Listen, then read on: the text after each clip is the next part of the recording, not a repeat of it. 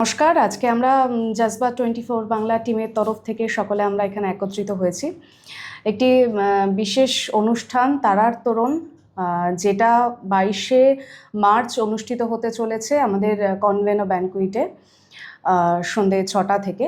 এবং একটা একদম নতুন ধরনের উদ্যোগ আমরা নিয়ে আসতে চলেছি।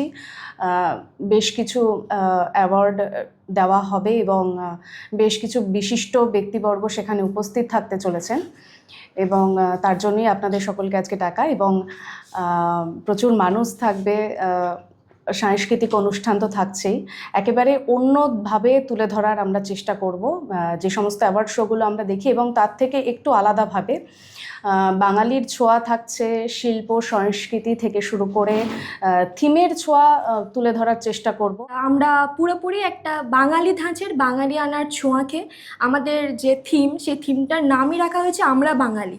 তো সেই থিমকে সামনে রেখে আমরা এই যে তারার তরুণ জজবা 24 বাংলার তরফ থেকে তারার তরুণটাকে অনুষ্ঠিত করতে চলে সাহিত্যিক শীর্ষেন্দু মুখোপাধ্যায়, কবি জয় গোস্বামী, আর থাকছেন আমাদের বিশিষ্ট কিছু আমাদের পুরোনো দিনের নায়িকারা, যেমন সাবিত্রী চট্টোপাধ্যায়, লিলি চক্রবর্তী, তার সাথে থাকছেন মাধবী মুখোপাধ্যায়।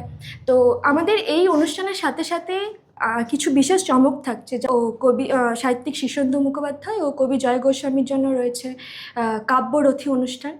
এছাড়াও থাকছে আরও অনেক চমক। তারার তোরণ জজবা 24 বাংলা প্রেজেন্স, আমাদের এই অনুষ্ঠানটি হতে চলেছে কনভেনও ব্যানকুইটে সন্ধ্যে 6টা থেকে। আপনারা দেখতে পারবেন জজবা 24 বাংলার পেজে। খুবই ভালো লাগছে অনুষ্ঠানটা।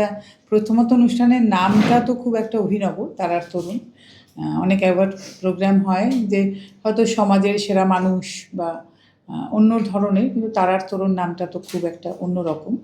আর উপস্থিত থাকবেন সমাজের অত্যন্ত বিশিষ্ট মানুষরা, যারা হয়তো আজকাল অন্যান্য অনুষ্ঠানে সেরকমভাবে শরীরের কারণে, বয়সের কারণে হয়তো উপস্থিত থাকতে পারেন না। তাদের দেখতে পাওয়াটাও তো একটা বড় ব্যাপার। তাদের থেকে তো সবসময় আমাদের কিছু শেখার আছে। তো আশা করি সব মিলিয়ে একটা অন্যরকম, আমি বলবো এটাকে জমজমাট নয়, আমি বলবো একটা অভিজাত অনুষ্ঠান হয়তো হতে যাচ্ছে।